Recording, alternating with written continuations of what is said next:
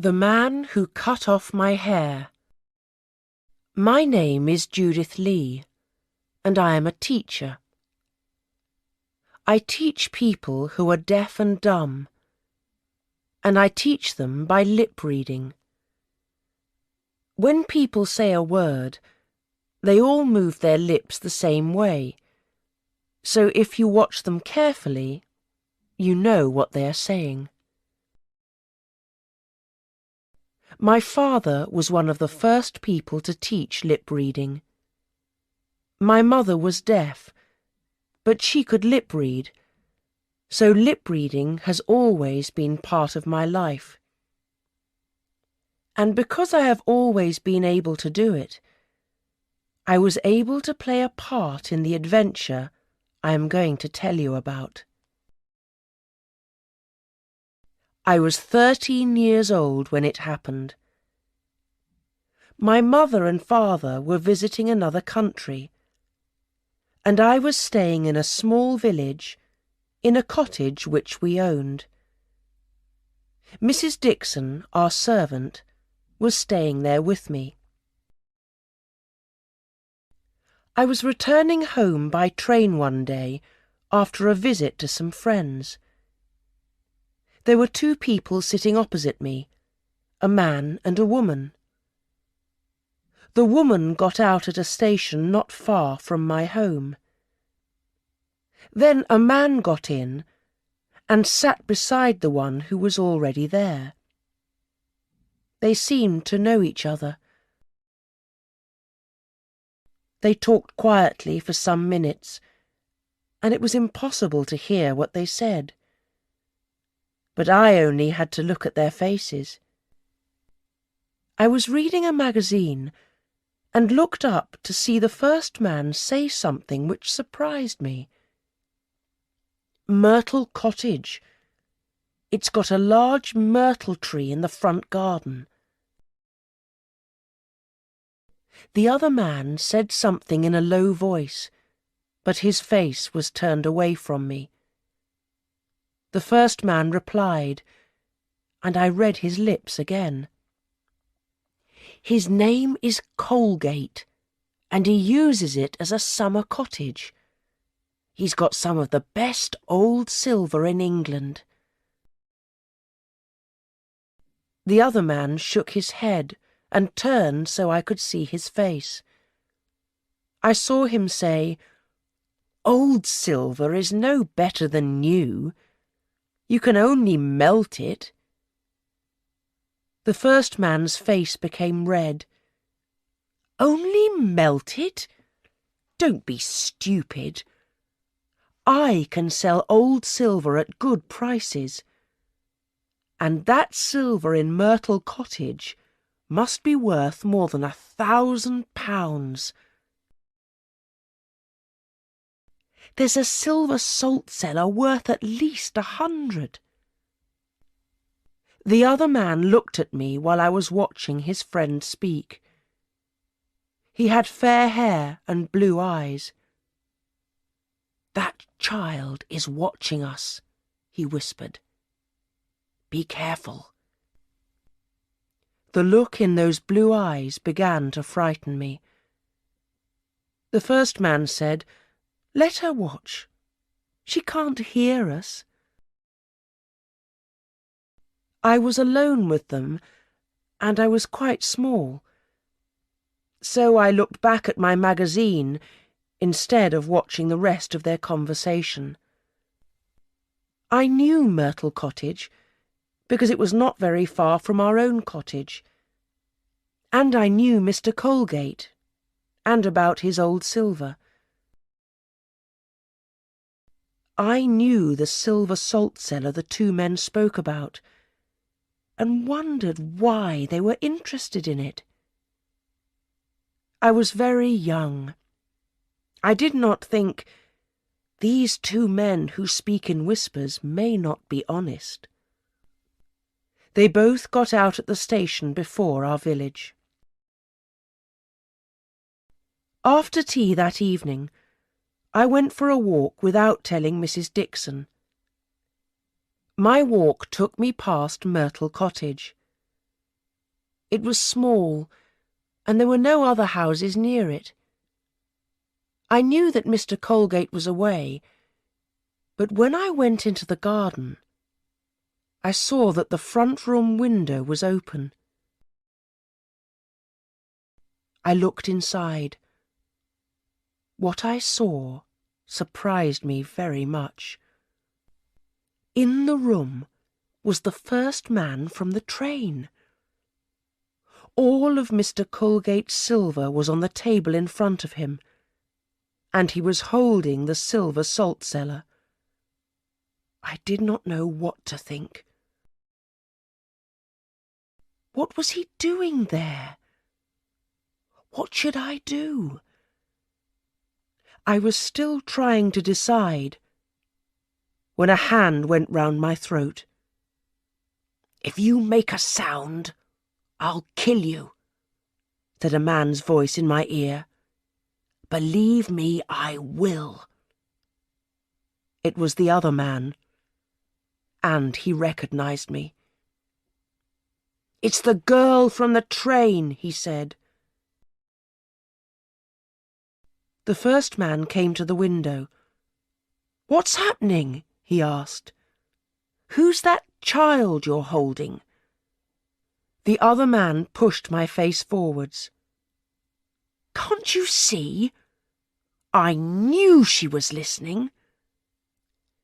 "She couldn't hear us on the train," said the first man. "Nobody could hear our whispers. Give her to me." I was passed through the window, and now it was his hands that went round my throat. "Who are you?" he wanted to know. "If you scream, I'll pull your head right off you." I did not move or speak. "Cut her throat," said the other man, and took a long, terrible-looking knife with a silver handle from the table. "Wait," said his friend. He took a piece of rope from his bag. Then he pushed me into a chair and tied the rope around my arms and legs. They also tied something across my mouth to stop me speaking. The man with the blue eyes moved towards me with the knife. I was sure he was going to cut my throat. But he took my long hair in one hand, and with that terrible knife, he cut all of it from my head. I was more angry than I thought possible. I wanted to take that knife and push it into him. My long hair was more valuable to me than almost anything. Not because of my own love of it, but because my mother loved it. It pleased her so much, and she often told me how beautiful it was. And now this man had robbed me of it in the most terrible way. At that moment, I wanted to kill him. He hit me across the face with my own hair. "It didn't take me long to cut it off," he said, "but I'll cut your throat quicker if you try to move." The first man said, "Leave her alone. She can't move, and she can't make a sound. Come over here and help me." The man with blue eyes let my hair fall all over me. Then the two of them began to put Mr. Colgate's silver into 2 large bags. That was when I realized they were stealing it, and there was nothing I could do. The man with blue eyes moved towards the window, carrying one of the bags. The first man put a hand on his arm, and I watched him whisper, "Do you remember the plan?" The man with blue eyes put his mouth close to the other man's ear, I watched his lips as he said, "Cotterill, Cloakroom, Victoria Station, Brighton Railway." I knew the words were important and promised myself that I would not forget them. He got out of the window and his bag was passed to him. He turned towards me and said, "Sorry I can't take a piece of your hair. Perhaps I'll come back for some later." Then he went, and anger burned inside me. His friend did not look at me. He took his bag and went out through the door. I don't know what happened to him afterwards. I was left alone all through that night. I was not afraid, but the rope hurt my arms and legs.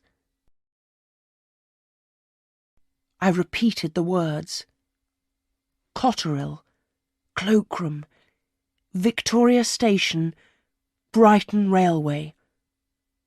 I was sure they were important. I did not sleep that night. Day came, and I wondered what Mrs. Dixon was doing. Was she looking for me? I had some friends who lived 3 or 4 miles away. Sometimes I stayed the night with them, without telling anyone at home. Did Mrs. Dixon think I was with them? I do not know what time it was when I heard the sound of feet outside. The day seemed almost over. I watched the open window, and suddenly a face appeared. It was Mr. Colgate. "Judith," he said. "Judith Lee." He was not a young man, but he climbed in through that window as quickly as a boy. He took a knife from his pocket and cut the rope around my arms and legs. Then he uncovered my mouth, and at last I could speak. "Cotterill, Cloakroom, Victoria Station, Brighton Railway," I said. Then I fell into Mr. Colgate's arms. I knew no more until I woke up in bed, with Mrs. Dixon standing beside me. With her were Dr. Scott, Mr. Colgate, Pierce, the village policeman, and another man. I discovered later that he was a detective. I saw that I was in a room in Myrtle Cottage, and sat up in bed, and remembered everything. "He cut off my hair with the long knife," I said. My head felt strange. I asked for a mirror, then became angry again when I saw the blue-eyed man's work. Before anyone could stop me, I jumped out of bed. "Cotterill, Cloakroom, Victoria Station, Brighton Railway," I said. "Where are my clothes?" At first they thought I was crazy, but then I told them my story. "Cotterill, Cloakroom, Victoria Station, Brighton Railway," I said again. "That's where I'm going to catch the man who cut off my hair. And if we don't go quickly, we may be too late." Mr. Colgate agreed. He wanted to get his silver back as much as I wanted to find the man who cut my hair. So we went up to London on the first train that we could catch. Mr. Colgate, the detective, and an almost hairless child. We got to Victoria Station and went to the cloakroom. "Is there a parcel here in the name of Cotterill?" asked the detective. One in the name of Cotterell was taken only half a minute ago, the cloakroom man replied. Didn't you see him walking off with it? He looked along the station. There he is. Someone's going to speak to him. I saw a man carrying a parcel, and I saw the man who was going to speak to him. It's the man who cut my hair, I shouted, and ran towards him as fast as I could go. He looked round and saw me, and quickly realised who I was. He whispered to the man with the parcel before running away. I saw clearly what he said. Bantock, 13 Harwood Street, near Oxford Street. Those were the words.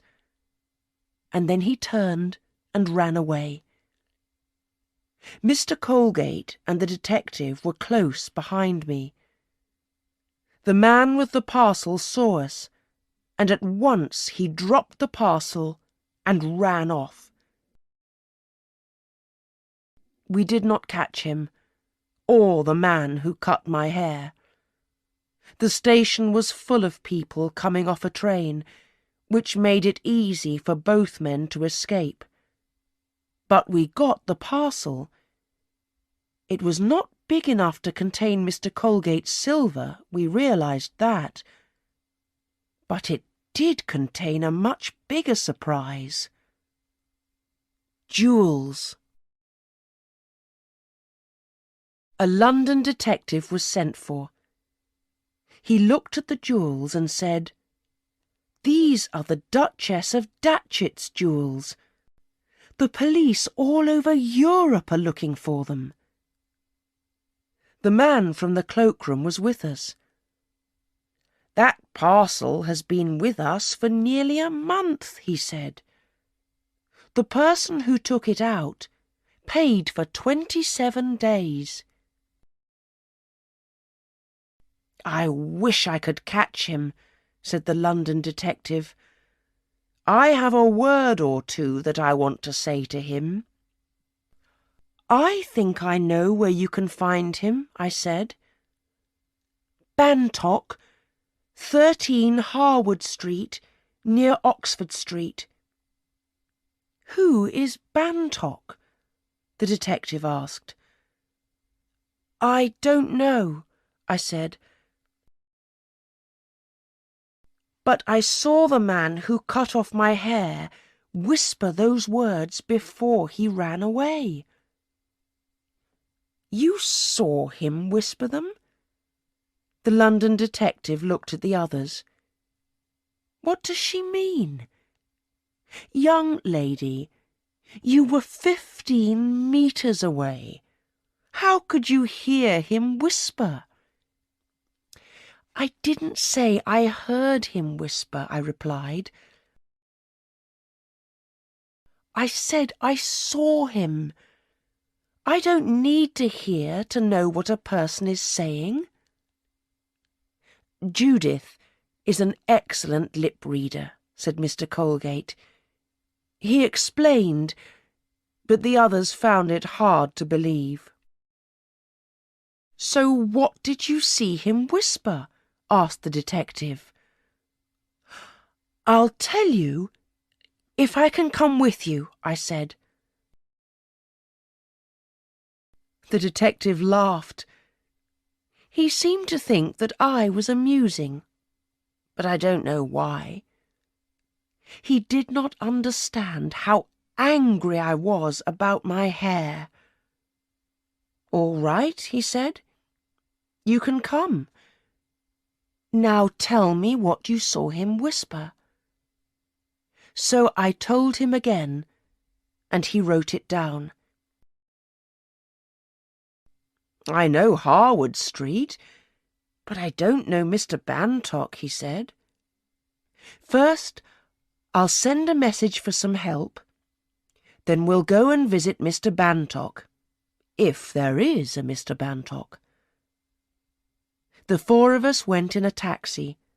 The two detectives, Mr. Colgate and I. After a while, the taxi stopped on the corner of a street.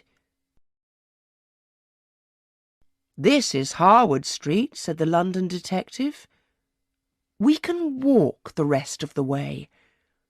We don't want a taxi to stop outside the door. They may guess who we are." It was a street full of shops. The shop at number 13 sold jewels and other less valuable things. The name Bantock was over the top of the window. As we reached the shop, a taxi stopped outside it, and 5 men got out. The London detective recognised them and did not look pleased. "Now our visit won't be a surprise," he said. "Come on, let's go in quickly." And we went in, the detective first and me behind him. There were 2 young men standing close together at the other side of the shop. When they saw us, I saw one whisper, "They're detectives! Ring the alarm bell!" "He's going to ring the alarm bell!" I shouted. The men from the other taxi were also detectives. They came in quickly and held each of the 2 young men. There was a door at the end of the shop which the London detective opened. "Stairs," he said. "We'll go up. You men wait here until you're wanted." I followed him up the stairs. At the top were 2 more doors. I could hear voices coming from behind one of them. The London detective went towards it. He opened the door and went in, and I was close behind him. There were several men in there, but I was only interested in one. He was standing the other side of a table. "That's the man who cut off my hair!" I cried. He seemed at first like a man who had seen a ghost, but then he said, "I wish I had cut your throat." The police caught all the thieves. They were wanted all over the world for other robberies. Mr. Colgate got his silver back. Mr. Bantock, who owned the shop, was someone who bought and sold stolen jewels. He and all the other men in that room were sent to prison.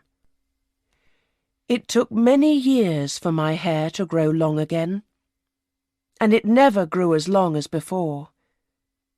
Each time I looked into a mirror, some of my anger returned. But the man who cut my hair was stupid. Before he cut it, the rope hurt me badly, and I wasn't interested in what he and his friend were doing or saying.